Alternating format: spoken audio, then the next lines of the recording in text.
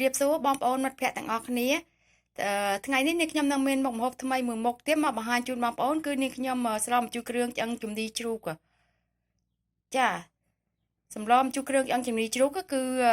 គ្រឿងសំខាន់នាងខ្ញុំមានឆ្អឹងជំនីជ្រូកចំនួនកន្លះគីឡូចាហើយនឹងមានគ្រឿងបុកហើយគ្រឿងនេះនាងខ្ញុំបានបុកវារួចហើយនាងខ្ញុំបុកមានរំដេងមានល្មៀតហើយនឹងមានស្លឹកក្រូចសើចឥឡូវនាងខ្ញុំយកវាមកបុកបន្ថែមទៀតដោយនាងខ្ញុំដាក់ថែមខ្ទឹមក្រហមនិងខ្ទឹមសចំនួន 4-5 កំពឹសពីលើទៀតណាចាហើយនឹងមានប្រហុកនេះនាងខ្ញុំចិញ្ច្រាំរួចហើយមាន3ចង្វាហើយនឹងមានម្ទេសផ្លោកក្រៀមចាម្ទេសផ្លោកក្រៀមនាងខ្ញុំយកវាទៅត្រាំទឹកឲ្យរីកមកហើយយកចិញ្ច្រាំវាឲ្យម៉ត់ចឹងមកមានស្ករសស្ករអំពៅនេះខ្ញុំប្រើស្ករអំពៅណាបងប្អូន1ស្លាបព្រាកាហ្វេហើយនឹងមានទឹកត្រី2ស្លាបព្រាបាយចាសម្លម្ជូរគ្រឿងនេះចំណុចសំខាន់គឺនាងខ្ញុំដាក់មានស្លឹកកន្ទ្រោបណាបងប្អូនស្លឹកកន្ទ្រោបនេះនាងខ្ញុំយកវាទៅលីងឲ្យឈ្ងុយចានាងខ្ញុំប្រើស្លឹកកន្ទ្រោបក្រៀមទេនាងខ្ញុំហាវាឲ្យក្រៀមមកចាដោយសារនៅស្រុកនេះនាងខ្ញុំអត់មានស្លឹកកន្ទ្រោបស្រស់ទេនាងខ្ញុំប្រើអាក្រៀមនាងខ្ញុំយកវាទៅលីងឲ្យឈ្ងុយមកចាបន្ទាប់មកដាក់វាចូលទៅក្នុងសម្លម្ជូរគ្រឿងវាមានរសជាតិឈ្ងុយណាបងប្អូនចាហើយនឹងមានអំពិលទុំចាចំណែកបន្លែវិញនាងខ្ញុំមានចានាងខ្ញុំមានម្ទេសបែបនេះម្ទេសគេហៅថាម្ទេសផ្លោកតូចនេះមានពណ៌ខៀវពណ៌ក្រហមចានាងខ្ញុំយកវាមកហាន់បែបនេះមកម្ទេសនេះវាអត់សូវហឹរទេវាហឹរតិចចាដាក់ទៅក៏វាជាបន្លែមួយមុខទៀតដែរហើយនាងខ្ញុំដាក់រនងបារាំងបងប្អូនចាដោយសារនៅស្រុកនាងខ្ញុំនេះវាអត់មានតកួនទេខែហ្នឹងវារកទិញតកួនអត់បាននាងខ្ញុំប្រើរនងបារាំងទៅហើយនឹងនេះខ្ញុំចាត់វាជាកង់ចឹងមកជាដុំចឹងមកចាហើយនឹងខ្ញុំលាយជាមួយនឹងសាឡារីបន្តិចចាហើយនឹងមានដុំស៊ុបមាន់មួយដុំចានេះតែសម្លម្ជូរគ្រឿងរបស់នាងខ្ញុំនេះវាប្លែកខុសពីគេគឺនាងខ្ញុំស្រោដាក់ទីដងចានាងខ្ញុំដាក់ទីដងតែមួយកូនចានទេបងប្អូនសាកស្រោទៅសម្លម្ជូរគ្រឿងដាក់ទីដងគឺឆ្ងាញ់ម្យ៉ាងដែរជារូបមន្តរបស់លោកយាយរបស់នាងខ្ញុំកាលពីគាត់នៅរស់គឺគាត់ស្លម្ជូរគ្រឿងដាក់ខ្ទិះដូងគឺមានរសជាតិឆ្ងាញ់មែនទែនបងប្អូនចាឥឡូវនេះខ្ញុំមកធ្វើតាមរបៀបគាត់ម្ដងទៀតចាតោះឥឡូវយើងមកមើលពីវិធីធ្វើទាំងអស់គ្នាខ្ញុំយកគ្រឿងមកបុកវាម្ដងទៀតបុកលាយជាមួយនឹងខ្ទឹមសខ្ទឹមក្រហម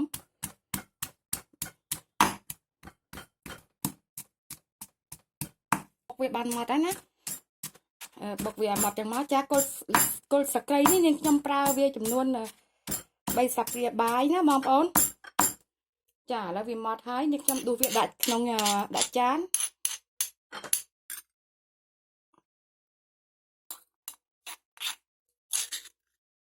យើងចាប់ដើមស្លទាំងអស់គ្នាបងប្អូនចានេះខ្ញុំដាក់ប្រេងបន្តិចមក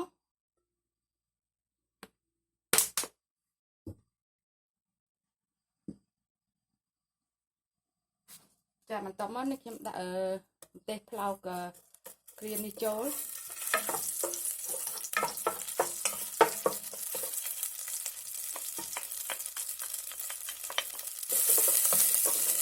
ចានេះខ្ញុំដាក់ស្ករចូលមក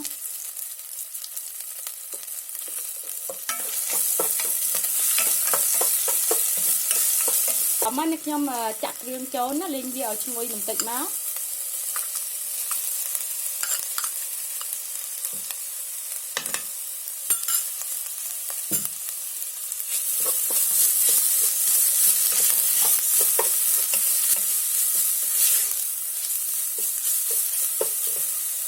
ហើយនឹងដាក់ប្រហុកចូល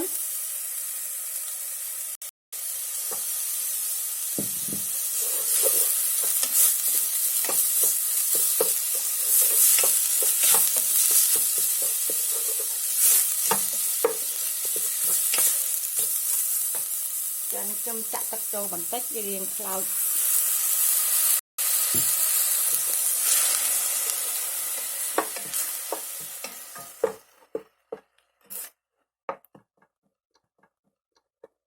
ចាបន្ទាប់មកនេះខ្ញុំ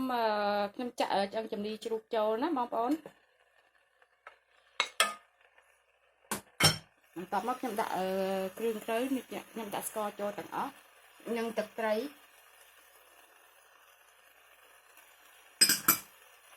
thôi nâng tị đốm nè kia mà toàn chặt ở thế chặt bẹ cành đá sấn chá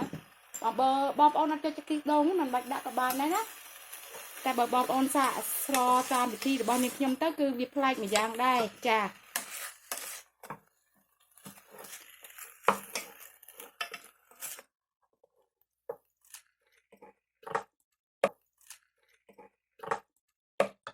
จ้ามันต่อมาเนี่ยยมด่าอำเภอตุ่มโจ้ห้อยเนี่ยด่าดมสุกมอนหมูดม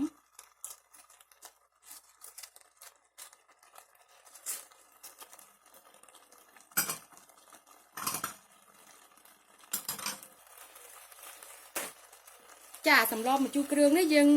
สโลอัดเมนตะกาเวียปไอมเป๊กนะกันนะปไอมเป๊กเวีย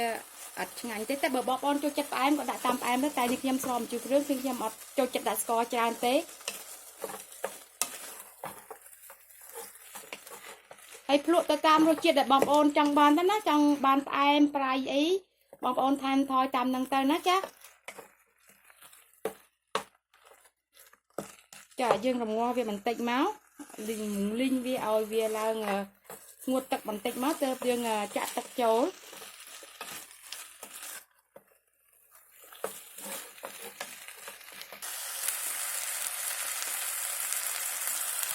จ้าdương rồng linh về cả hai chiếc ram được ti máu linh về ao về nguột tật tịch mắt á mình có mắt từ dương chặt tật chấu bị chuột tắc chạp năng mình tạch máu mình tạch buộc đi tranh tạch cả này dùng vô về mòn đi tranh tạch là về bàn mua tới nè chân chặt tạch chối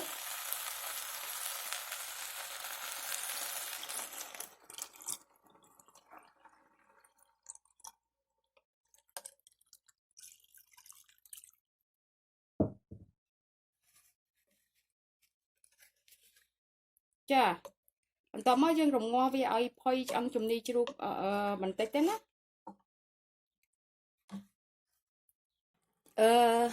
ចាបងប្អូនសម្លនេះខ្ញុំបានរងាស់វាក្នុងរយៈពេល10ទៅ15នាទីហើយដើម្បីឲ្យវាផុយឆ្អឹងបន្តិចណាឥឡូវវាបានផុយហើយខ្ញុំដាក់បន្លែចូលចាមុនដំបូងខ្ញុំដាក់សាឡារីមុន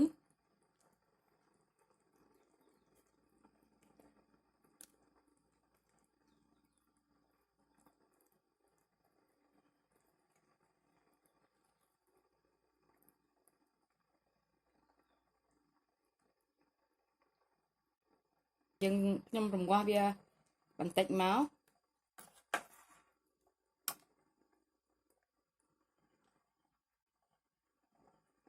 បានភ្លក់ឲ្យបងប្អូនរសជាតិនេះគឺជូរប្រៃល្មមផ្អែមល្មមកុំឲ្យផ្អែមខ្លាំងពេក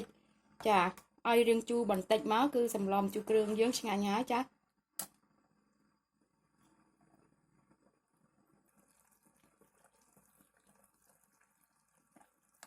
ក្រោយនេះខ្ញុំដាក់ម្ទេសចូលមក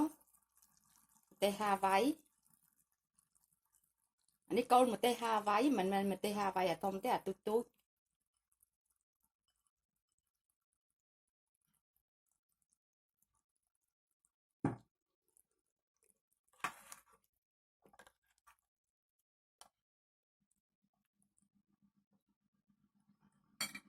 ចាចុងក្រោយខ្ញុំដាក់រនងបារាំងចូលមក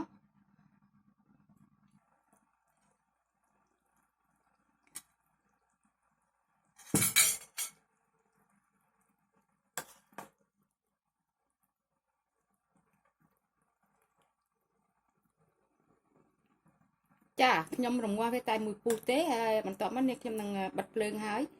យើងអត់ត្រូវការឲ្យបន្លែវារលួយខ្លាំងទេចុងក្រោយនេះសំខាន់បំផុតគឺខ្ញុំដាក់ស្លឹកកន្ទ្រោបចូលណាស្លឹកកន្ទ្រោបនេះបងប្អូនស្រោមជួយគ្រឿងកុំភ្លេចដាក់ណាបងប្អូននៅស្រុកខ្មែរសម្បូរណាវាដាក់ទៅវាធ្វើឲ្យសម្លយើងមានទុំក្លិនរសជាតិឈ្ងុយស្លឹកកន្ទ្រោបហ្នឹងយកទៅដិតវាឲ្យឈ្ងុយសិនណាមិនយកមកដាក់ណា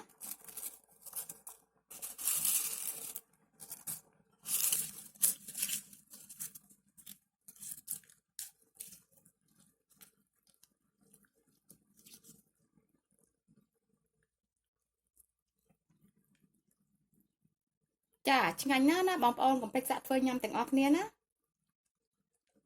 វិធីធ្វើងាយមិនពិបាកទេហើយក៏មិនចំណាយពេលយូរដែរចាតែប៉ុណ្្នឹងមករួចរាល់ហើយចារួចជាការស្រេច